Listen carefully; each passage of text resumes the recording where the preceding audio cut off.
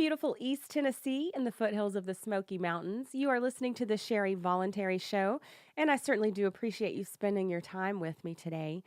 Uh, in continuation of my Christmas vacation, I'll be playing for you today an appearance on the Peace and Liberty podcast that I did back in May. And that show is hosted by my dear friend, Steven Clyde.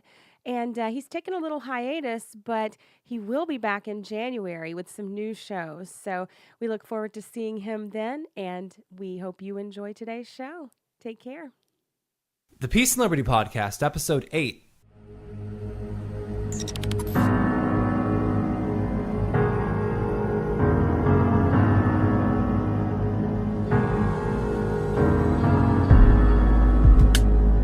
Hey everyone, Steven Clyde, day 3 of our full week regarding women and libertarianism. Today I'm speaking with my good friend Sherry Clark, and if you want to find her on Facebook, she goes by Sherry Voluntary. She is the host of a radio show called Speaking Freely on WETR 92.3 FM and 760 AM in Knoxville, Tennessee. Me and her actually met at the Tom Woods 1000th episode event, which, by the way, it was the greatest time ever.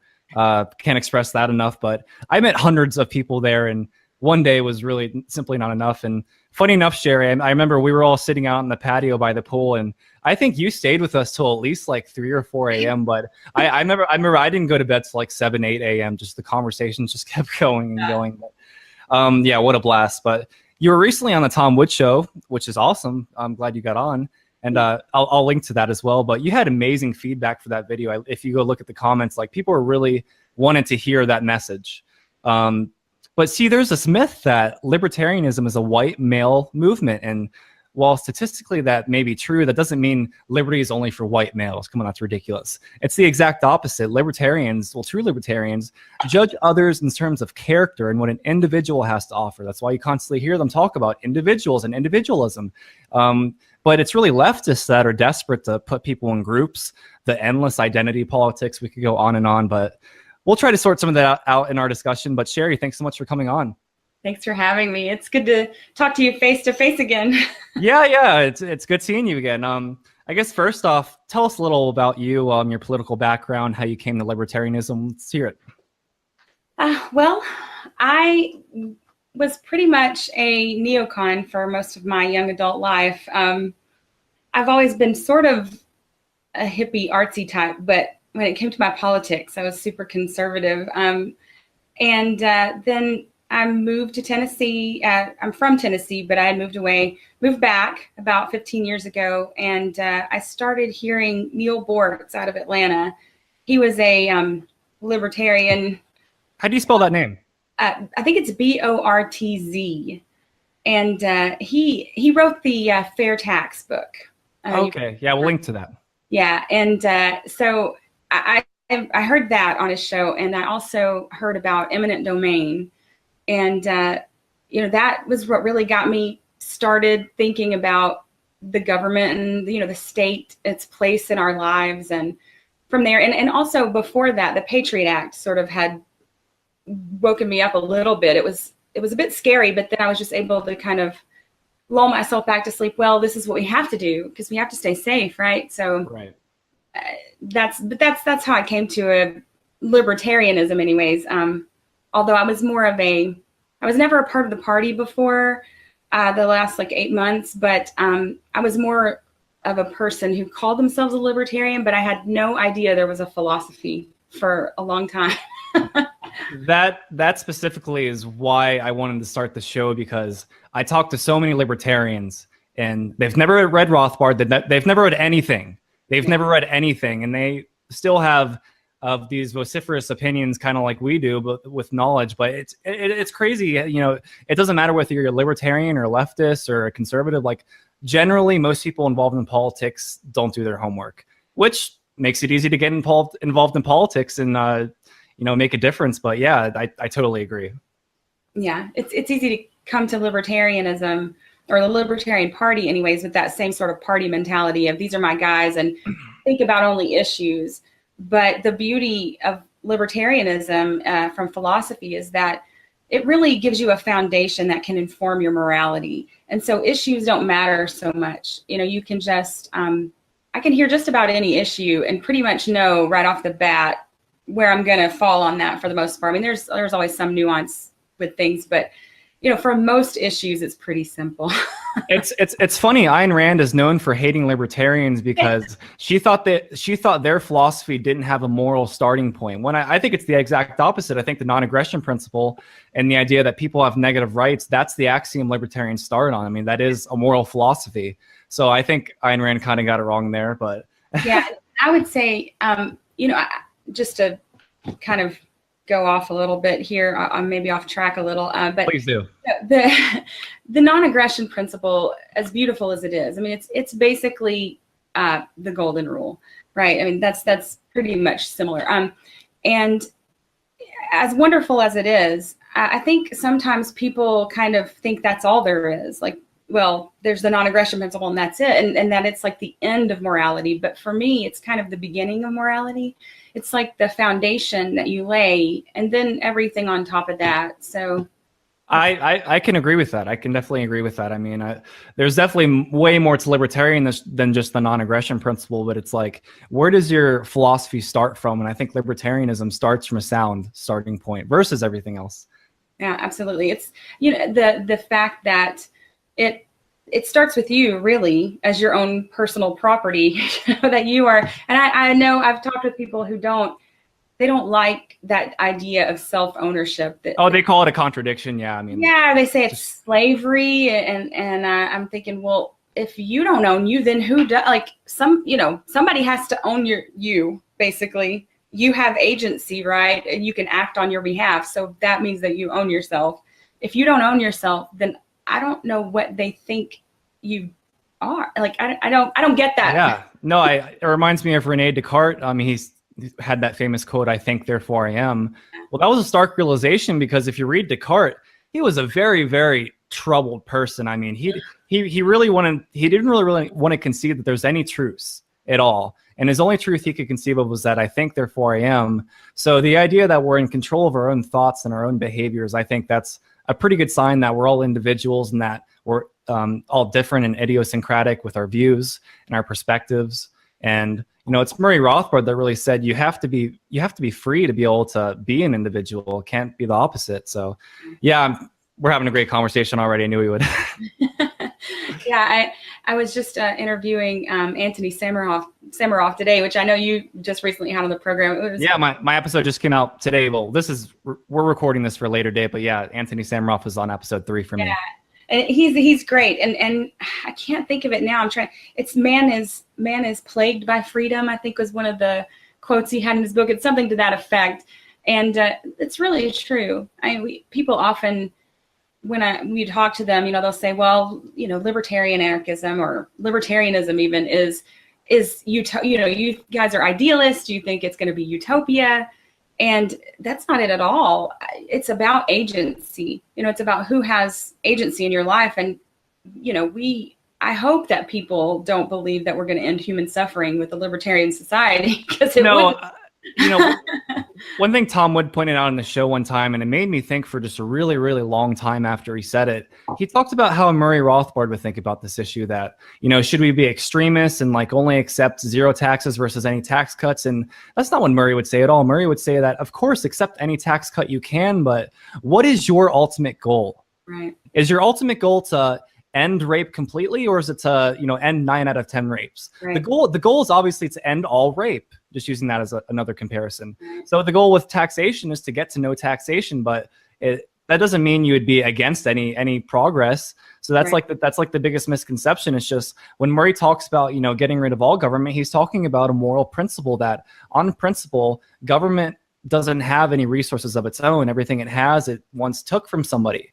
And take is a very accurate word because it wasn't voluntarily given up. Right. And there's two things that I think that brings up. One is that not to let the perfect be the enemy of the good. So yes. I love anarchism. I think it's a beautiful political philosophy. I think it's a tendency though. It's a tendency. It's what direction are we headed? It's kind of like, in economics, you never actually reach equilibrium. It's a tendency to get there. So if we can bring people to want to get rid of government, that's going to be the tendency for the future. But obviously, it's the exact opposite. People think we need government to do everything. Right. I always tell my friends who are minarchists, I'll say, yeah, I would be perfectly happy in a minarchist society, I'm sure. Absolutely. And I think, they're so convinced that you need government, but I think, or the state, I think the closer you actually got to it, if you ever got close to it, you wouldn't need it. Like people, if you can do minarchism, you can definitely do anarchism. So. Yeah, and relating back to what I just said earlier, the way I describe it with my minarchist friends is, look, we have about like 1 million billion laws in the books. If we can get down to three basic things the government does, protect us from domestic violence, protect us from foreign disputes, and and enforce contracts, then we can talk. Then we can argue, do we need less than these three government functions? But until we get there, I don't know why minarchists and anarchists argue so much. And it's just kind of an idealistic tendency. I think people just want to be right. Yeah. But I think in general, yeah, I think back in the day, I would have, as a new anarchist, said, or just would have rejected any minarchist and call them a statist. I mean, when it's generally not true. It's just they have some misunderstandings. It's like you got to help people. You got to help people understand, folks. It's not. If you just yell at somebody, well, guess what? They have even more of a reason not to like you and to call you crazy, and you're not satisfied because you didn't change their opinion. So I mean, there's just polarize them to their point of view. And I think it's important too. Gosh, there's so much there. When I did want to say, I think people have this misunderstanding about the state and government, and that they're separate. That as an anarchist, I don't necessarily want to get rid of government. I do want to get rid of the state as it is, which is the force. They come with guns and they make you do things. But governance, I think, is probably a better word. I want governance. Like, I want people to organize and figure out how their community should work. And that's the huge difference. And I know we use government and the state interchangeably a lot. And I think sometimes people get confused about that. And the other thing is that, I forget what I was going to say. I all the time. Yeah. No, I mean, that's great. But no, we've been talking a lot here. But I do want to get to, you host a radio show, which I mentioned earlier. It's called Speaking Freely. I watch it all the time. I see you go live all the time. You guys have some great conversations. You play some awesome music. We jam too.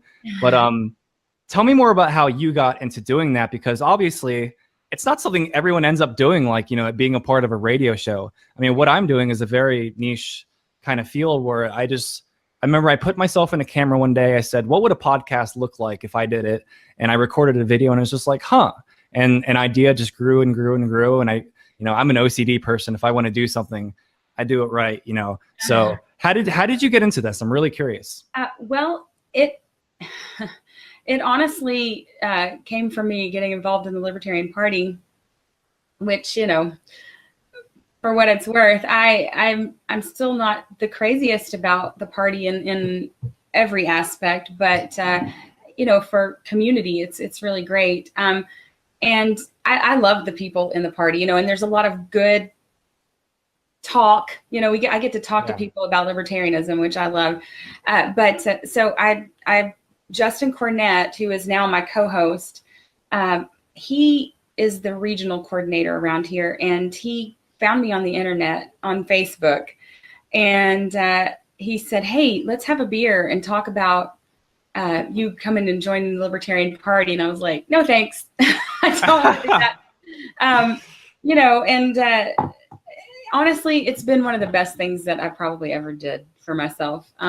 And you could have never predicted it, right? Because I mean, what I was trying to get to is, like, how did you become a radio host? I was going to ask before, did you ever do anything like that before? Or was this just totally something new to you? No, I've never done radio.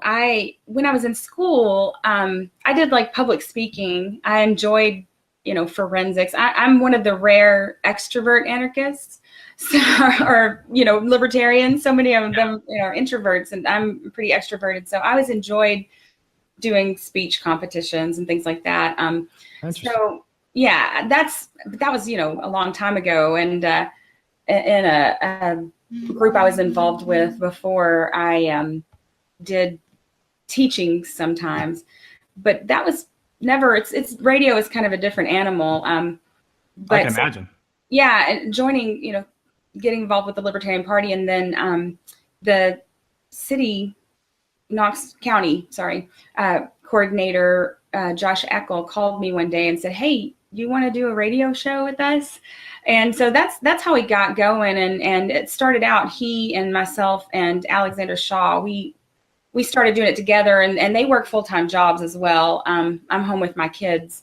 So it's a little easier for me to kind of be in that more. So they've kind of had to back away somewhat, but they're still on the show sometimes. And then Justin Cornett is my co-host, and we have a good time. But I just want to encourage everyone to take opportunities.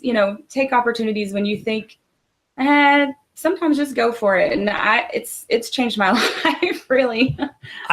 Sherry, I could have never, ever imagined in a million years that I would be doing something like this, that I'd be writing 2 books, that I'd have thousands of people that I know that I can talk to and reach out to. My life completely turned around in about like a year or 2 years, because I got out of a really bad relationship.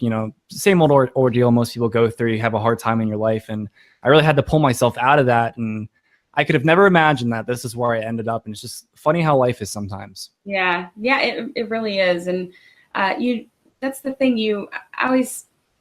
I think everything you do prepares you for the next thing. So that's why it's so important to put yourself all the way into whatever you're doing, because you're developing skills, because you don't know what's going to come down the pipe. And like I said, my life has changed a lot in the last few months. I knew I wanted to do something for the cause, but I wasn't sure what. So getting involved with the party kind of made sense for me. And just to talk to other libertarians, because I had met so many that had, like we said, no idea about Rothbard or any other philosopher, even more recent ones like Tom Woods or Jeffrey Tucker or any of those people, they had no idea. And so I wanted to kind of reach out to them, because I thought, well, if I can make some libertarians more, big L libertarians more small L libertarian, then we all win, right? Because they're already identifying as something. So your tendency when you identify as something is going to be to kind of go more that way. If you're told, well, that's not a very, that's not a very libertarian idea. Can you explain it? And they have to kind of figure it out. So yeah, I think as an anarchist, you have to be careful, because first off, just saying the word anarchy is kind of, I was talking with Dan Elwood, and he hosts Actual Anarchy, and anarchy just has kind of a stink to it. And so I told Dan, like, I'm going to try to be a path to him, and I'm going to send more people to Actual Anarchy, but you really got to figure out where people are. If they have the complete opposite views of them, like, still see if you can work with them. I've converted so many leftists. You turn them on to one good article, and if they're open-minded and they actually read it, they'll be like, wow. That's all it really takes. That's the thing with, people on the left, their foundation, we talked about The Righteous Mind by Jonathan Haidt. I love that book. And one of the moral foundations for the left is care. And so they care about things. And it's if you can convert that into caring about the right, or the issues in the right way, man, you've got a real asset. And I think that's really important to recognize, is that if you're reaching out to be right, you're not going to convince people, and you're actually hurting yourself. But if you reach out to help people, and to also be open to learn, because there's plenty we can learn from people on the left and the right. We're a different animal. We don't have to, we're not in the middle. I hate that, but we don't have to take sides. We can just take what's best. And I try to be apolitical when I first talk to people, even if they're talking about something political. I try to find one piece of common ground that we can, whether it's anti-war or maybe we're against maybe we're against corporatism, crony capitalism. Just find one common ground point where you can get them to like you, and when they start to like you, they're going to start to listen to you. But if the first thing you say to them is, I think leftists have a mental disorder, or you could say just blank entry here, but people aren't going to listen to you anymore. They're going to think you're a jerk. They're going to think, wow, whatever this guy believes in must be a pretty mean philosophy. Yeah. And yeah, I think that's because libertarianism is like libertarians tend to have high IQs. They tend to be more introverted, things like that. And I think sometimes they can come across that way. Sure. And so I think that's why that's really important. And we have to remember that we don't have to wear our libertarianism on their sleeve, like on our sleeve. There's more to life than libertarianism, right? As much as we love it, and I know we're passionate about it, we need to find different avenues to enjoy in life, to meet people, and to just live our lives and let them see that we're regular people, and talk to them like regular people. And Facebook can be a black hole if you let it be in your life. Yes. Well, obviously I mentioned earlier, well, I'm going to mention again, we're doing a woman in libertarianism this week. And obviously you can see Sherry does quite a bit, but obviously the stereotype about how liberty is only for white males. How would you respond to that? Wow, I think every human longs to be free. So I would imagine that it's not just white males, that want to be free. How about that? Yeah, and I think, I've had conversations with friends, and I've probably even said it myself before, is that, people don't really want liberty. They don't really want to be free. And in a way, it seems like that sometimes, but I think it's that they don't know what it is. They don't know what freedom really is, because we have to remember people are victims of this indoctrination machine called the state. And they go to state schools and state media, basically. And so, we're fighting a really, really tough battle, and we have to be compassionate with people. Yeah, I mean, sometimes it's kind of fun to troll people. I get that. I'm not above the occasional bad comment, but yeah, I mean, I'm a human. If I miss my coffee, you might see an angry comment on Facebook. But yeah, I mean, I agree with what you're saying. It just the stereotype, especially, is that if you're a woman, you're in no position to make a change because, well, if it's male dominated and men are more powerful, then women can't make a change. But I totally disagree. I think there's a lot of great women out there doing great things in libertarianism. Oh, yeah. And I have a full week of them. I have Dr. Mary Ruhr, excuse me, I mispronounced the name, Dr. Mary Ruhr coming on this week. Yeah. And she's done so much. I'm sure you've read Healing Our World, and she has a new book coming out called Death by Regulation, which we're going to promote in that show. But yeah, it's there's so many things you could say about everyone in the movement doing many different things. Yeah, and yeah, I agree. Dr. Ruhr she's amazing, and I haven't read Healing Our World, but it's on my list. It's like one of the books that's on the top of my list to read, because as I've asked around, many people say it is the best introductory book to libertarianism ever. Like that's on a lot of people's top #1 book. It's exactly what we were talking about earlier, that, when you take leftists who they are truly caring and compassionate, well, that's exactly the premise of Healing Our World, is that, libertarianism is compassion, but it's compassion for people in a voluntary way and actually giving way. And part of the reason we can't be as charitable as we want to is because the state steals a lot from us. If about 30% of our paychecks are paid in by taxes, that's working from January 1st to like mid-April for the government. It's crazy. I know. And it is, I wish more people would write their tax check, and not get the return and have to see how much of their payment is going, or their labor is going to the government, to the state. Yeah, I think that women, can offer a lot, to get back to what we were talking about, that women often, I think, feel like politics is just a big fight. And so we got a lot to do. I mean, I know men do a lot too. I'm not saying that, but we women tend to have a lot on their plate. I think sometimes we have a tendency to overdo it because we care about our families, we care about our kids, and we want the best for them. So we overextend ourselves, and we're tired, and we got a lot going on, and it just seems like one more thing to fight about. And I think that I never thought about it that way, I'll be honest. Yeah, I get that way sometimes. I'm just like, one more thing, but no political discussion today, please. Yeah, and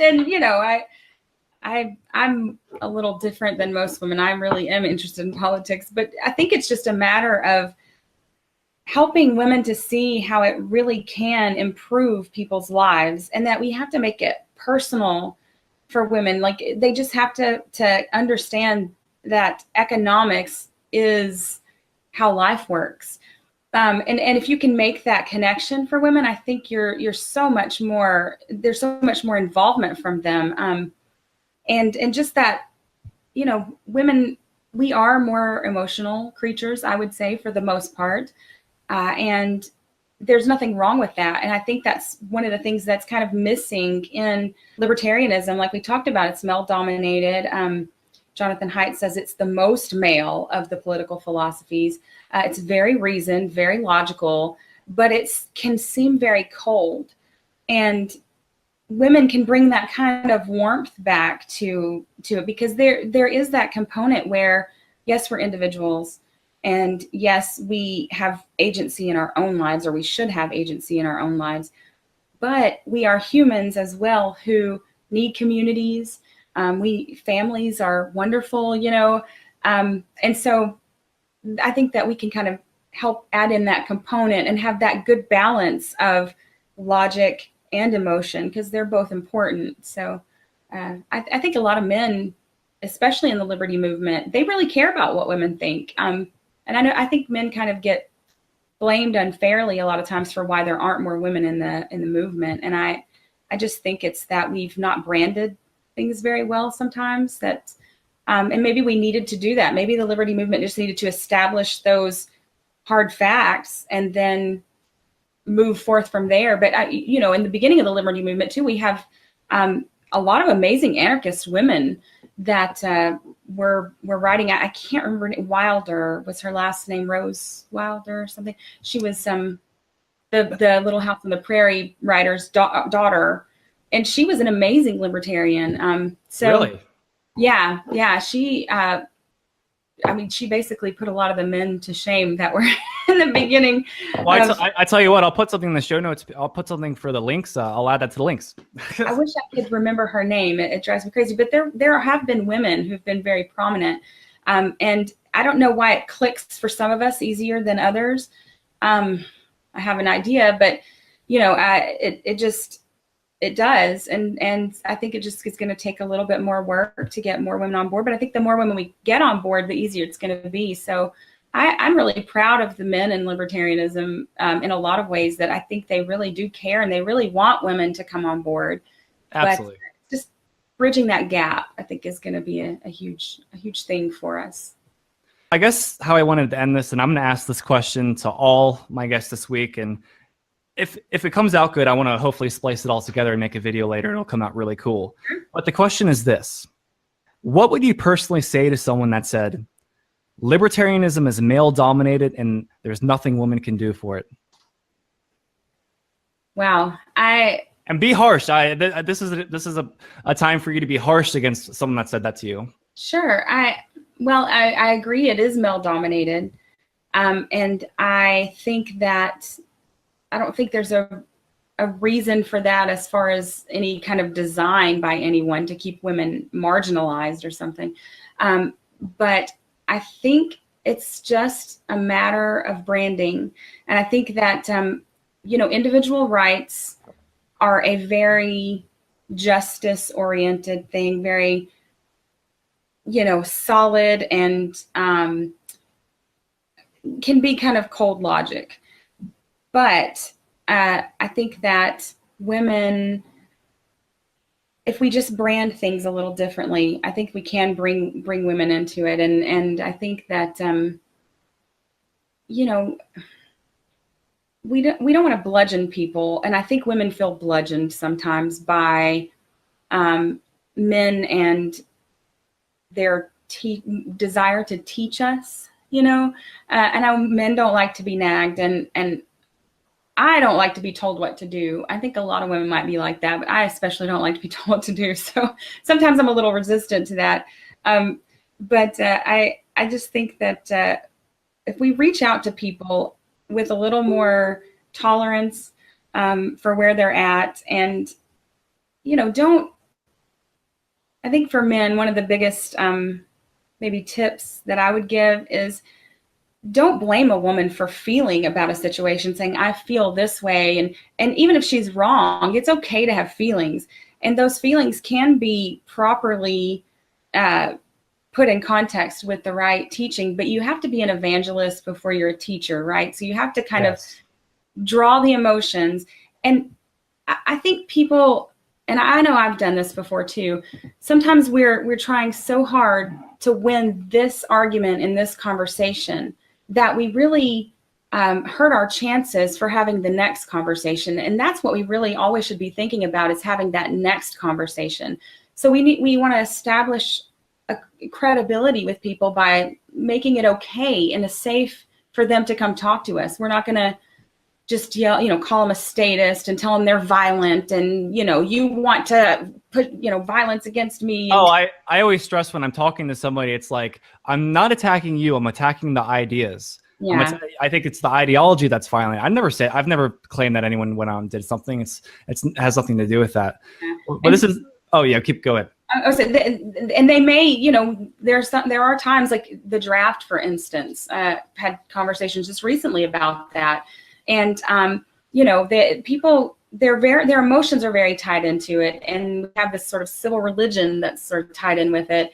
But if you can just live with their anger and live with maybe their insults to you for a little bit and show them compassion, but keep to the principles, a lot of times they will come around to that, because it goes against freedom. Like, people who claim to love freedom, they have these ideas of, that they determine their own lives and all those things, and that they want freedom. So when you can kind of put back to them, well, how is that freedom? Don't be surprised when people hate you or are mad at you because of these things, because they've had a lot of indoctrination on them, and you can kind of feel sorry for them. I used to be that person, so I get that. And I think, like, I don't know if you've ever seen it. There's this picture of this older lady, and I think it's somewhere in Europe, and there's this line of police, and they've got their shields, their riot gear on, and helmets with the mask down. So they don't look like humans anymore. And this older lady is standing there, and she's holding a mirror to them. And that is such a powerful picture for me, because, people, you're able to do a lot to another person behind a mask. And she's showing them, this is what you look like, and kind of reflecting that image back to them. And that's what I think we really want to do, is we don't have to really fight with people. When they say things, we ask them, how, I thought you believed in freedom. How is that freedom? How is it okay to do this or that? So I really think we can make a lot of progress with people by just letting them make the statements and then countering it. We don't have to make making needless enemies shoots us in the foot. You don't want to do that to yourselves. You don't want to do that to the liberty movement. The goal is to get more people involved, not to be right. And I think sometimes, I like to be right. So it's just learning to fight fair. I totally agree. I think we definitely have the same mindset regarding how to bring people on board versus shunning people away. And obviously, I'm going to say this now, you guys should support the Mises Caucus. Got Joshua Smith and Michael Heiss, and they're both doing such great work. Support the Mises Caucus, get SAR work out, and maybe get some real libertarians in there. But in the meantime, let's try to convert as many people as we can. Be nice. Use facts. I mean, when I talk to people, I try to use very little emotional aspects, and I just throw out facts after fact after fact. And that seems to work better than yelling at somebody. But Sherry, it's been so great having you on. And where can we find you? Where can we see your radio show and all that stuff? If you go, I should know this by now, I keep forgetting it. It's if you go to 92.3 Knoxville, the station will come up, and there's a little app in the corner you can download and listen from anywhere in the world, anytime. But it's live when we're on air on 6:30 to 8 p.m. Eastern Standard Time. I am on Facebook. We have Speaking Freely show page, and I have my Sherry Voluntary page. And I'm on Twitter as well. And I'm in the midst of developing my website, so you can stay tuned for that. Me too. I'm actually in the process of developing a website, and I wanted to start my podcast so urgently that I just went ahead and skipped past it. But I'll eventually go back and update the website. So I'll link to both Speaking Freely and you on Facebook so people can find you, reach out to you. You have a lot of great ideas. Is there one thing you wanted to add? Yeah, and SoundCloud too. We're on SoundCloud. I think we just got on SoundCloud. Stitcher and things like that. So. All right, you got it. Well, thank you so much, Sherry. We got another great guest coming on for you tomorrow. And this is week a woman in libertarianism. So we'll see you all tomorrow. Hey everyone, please like, follow, donate, subscribe, and share. Any donations will be used to reach more people.